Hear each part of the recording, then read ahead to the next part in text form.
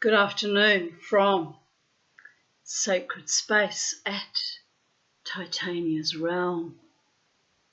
It's the 21st of January 2025. The time is 3:24 p.m. It's a scathing hot day today. I think it's currently 32 degrees, I'm not sure. But anyway, it's been very hot. I've been out, bought a few groceries and came straight home. It's too hot to be running around out in the world there. I feel for the people that have to work outdoors in this heat. I don't know how they do it. It's life-threatening actually, to be honest. Anyway, I guess they get used to it after a while, but it's intense today. I've made a hot cup of tea. So I haven't made read any stories to you for a couple of days. 2 days ago, was it 2 days ago? I spent the day. What's today? Today's Tuesday. Yes, I spent the day. Must have been Sunday. Melting silver ingots in preparation for a pendant I want to make for one of my friends in the bands on Amjad. But I don't know. I don't know if it's going to turn out or if I'm going to be happy with it. So I've bit off more than I can chew, but a promise is a promise, so I have to persevere and make it happen. And might take some time before I can fulfil that promise, but I'm always true to my word, people of Earth. So anyway, it was a very long day because I had lots of problems with the silver not melting. I had to go from different MAC gas to the little Smith torch, and that didn't work, which I couldn't figure out for a while why it wasn't working. But there was no oxygen left in the oxygen tank, so it wasn't getting a hot enough flame. And so that was distressing. And then I went back and had another bottle of MAC gas left over, and finally in the evening, for some weird reason, it hadn't worked all day.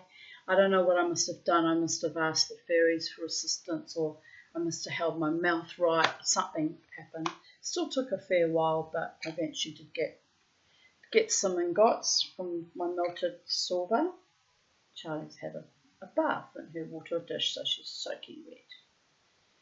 And so I did achieve that, and then by late evening I was still trying to, polish them up, and I've still got to actually even them up and polish them up quite a bit. But my arthritic hands got very fucking sore. They're still sore actually 2 days later.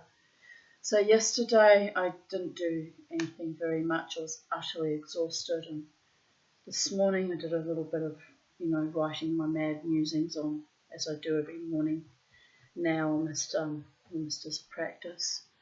I post up a photo of my sleep results studies and write a weird little musing, and so I did that. But after that I was so tired I was falling asleep on the couch, kind of snoozed on the couch for a little while before I thought, man, this is not getting the groceries done. I'll have to go out and buy some freaking food, people of Earth. I hate buying groceries, really hate it. But anyway, I got enough energy and motivation to go and do that. So we're cooking on gas. We're cooking on gas, people of Earth, and things are happening in Titania's realm, and in spite of my fatigue and exhaustion and whatever's going on with me at the moment, so we're metamorphosis I'm still calibrating and working through. Don't know where that's going to end up, but hopefully it's positive and lovely, which I don't see why it shouldn't be, because I've been keeping a very positive attitude to things in general. Oh yes, that's right. Yesterday I had to go to the hospital, to the MARTA, so that was quite a lovely experience actually, given how distressed I felt about going there. I hate going to hospitals because I've experienced a dreadful lot of systemic abuse in the public hospital system, so it's a major trigger for me. But anyway, the nurse practitioner I saw was so lovely to me and so kind and sweet, and she said to me, I said, I just don't want to be on any medications. and I want to avoid the Botox in the bladder if at all possible, because it's poison in the system.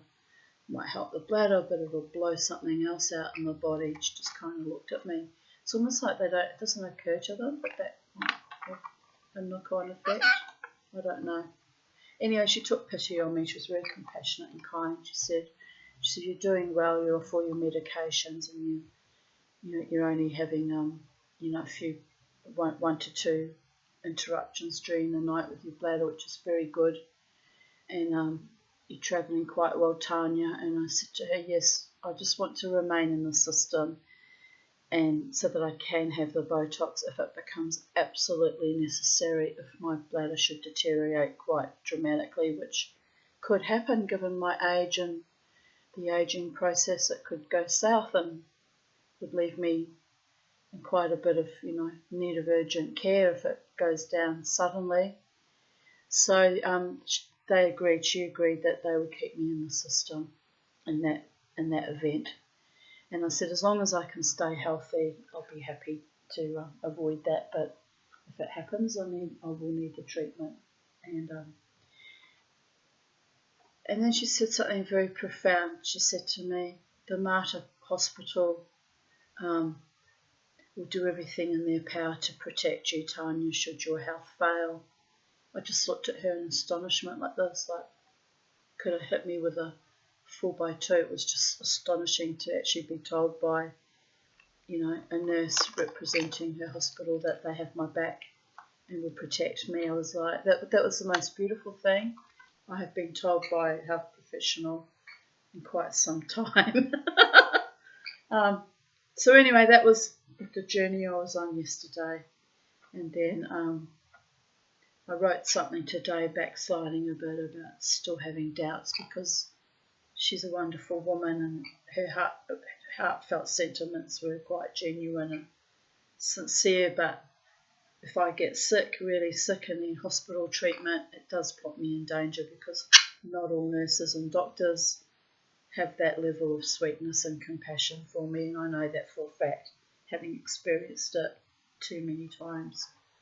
So anyway, but having said that, I'm still processing and delighting in that lady's sweetness yesterday. Don't remember her name actually. I've seen her there before. Very kind woman. She actually said to me, both your urologist and I consider you a unique character. Yes, I'm unique because I fought hard to have my life back and stay alive and keep reasonably well given my various health conditions, and fight every day to have a beautiful life, even at this late stage of life at almost 60. So I guess it is inspirational in a way, and does make me a little bit unique, because there were many that went through childhoods like mine that are not here to tell the story, didn't survive due to their cumulative traumas. So to those souls who haven't had the right and the privilege, the courage and the miraculous supernatural support to even still exist here in this 3D reality, in this time-space continuum here on planet Earth, it is humbling and astonishing, and I don't take it for granted. I'm not always grateful, to be honest. On dark days, there's times I wish I could still be out of this, but by and large, I fought long and hard, and I'm enjoying my life now, and I'm grateful for that I was gifted that level of sweetness and love and support, even though it's always sort of on the periphery and I don't actually have a partner or loving family, apart from my cousins that I speak to on Messenger occasionally. But I have wonderful friends and medical personnel in the Mater Hospital that have my back. So astonishing people of Earth, astonishing and humbling. And I also have a lot of support in my dance space. where I go regularly to the Brooklyn Standard. Been very supported there. And who knows what other supports are out there that I don't even know about, because it's all kind of done quietly from behind the scenes without making any kind of fuss or putting me in a position of feeling that I have to be sycophantic or grovel or beg for basic requirements. So to those of you who have done that for me in the past and very likely still do that on the quiet. So Goddess bless. Here's to life, l'chaim. And no matter what, no matter who, no matter how, don't ever give up. Never cede, never quit, never yield. Hold true to who you are as a soul and live your best life with harm to none and competition with or from none. Peacefully and honouringly and lovingly. So it is done. Be'ezrat Hashem, by the will of God. So, try to get out of my tea.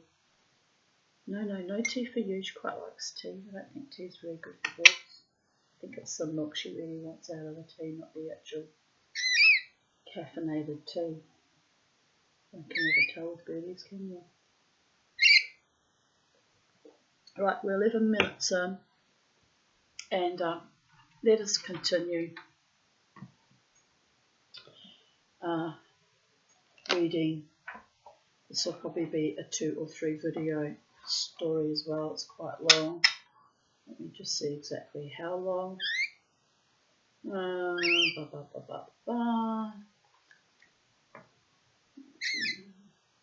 2 to 3 videos. We'll see how we go, people. I am still exhausted. I've been very exhausted for the last few weeks. Even though I had a second B12 shot, I seem to still feel a bit depleted, so I don't know what that's about. But here we are. The psychedelic dreamer keeps on dreaming. The wheels keep on turning. It keeps spinning on that non-existent dime, and life goes on. So we're going to read the history of Prince Amjad and Prince Assad.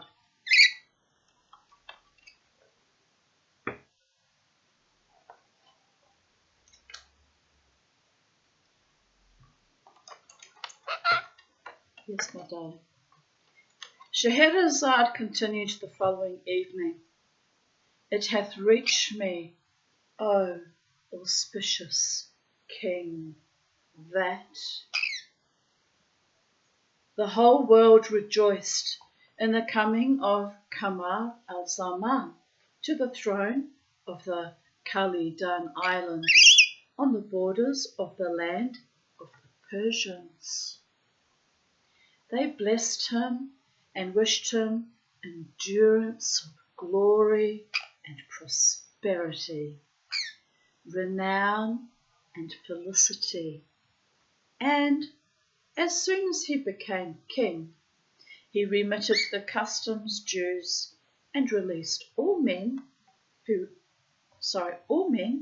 remained in jail. I don't know what's so hot in here. I've got it on 22. Sometimes it gets humid before it cools down. Thus he abode a long while, ordering himself worthily towards his lieges. And he lived with his 2 wives in peace, happiness, constancy, and content, lying the night with each of them in turn. Very busy boy.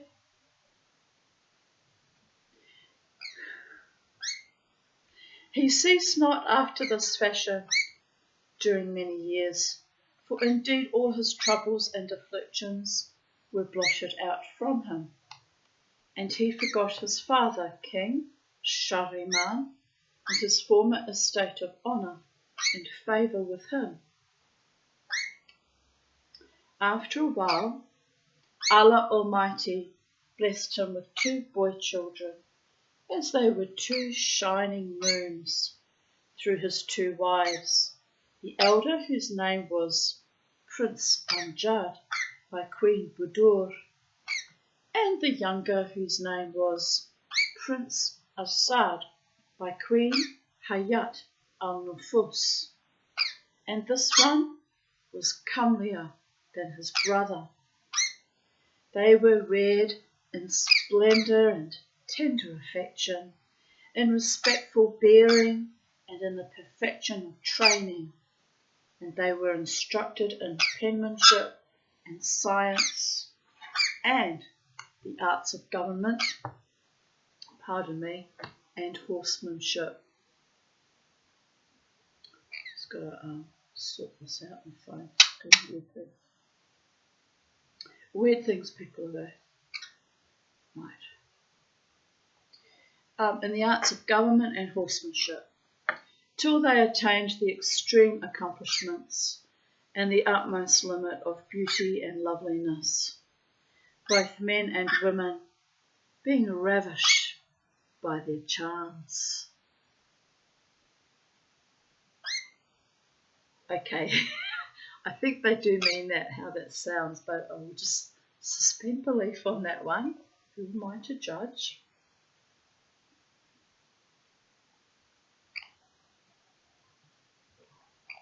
Right.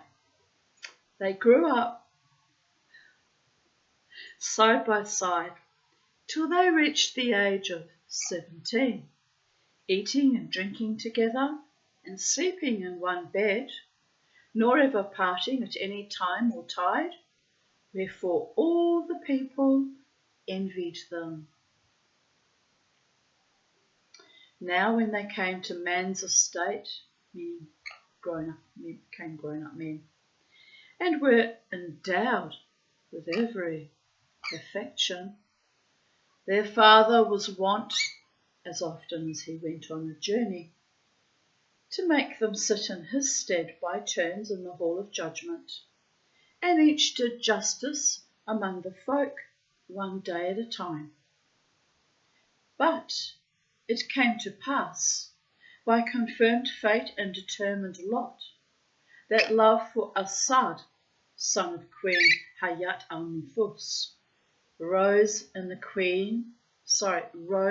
heart of Queen Budur, who was technically his stepmother, and that affection for Amjad, son of Queen Budur, rose in the heart of Queen Hayat al-Nufus. Complicated.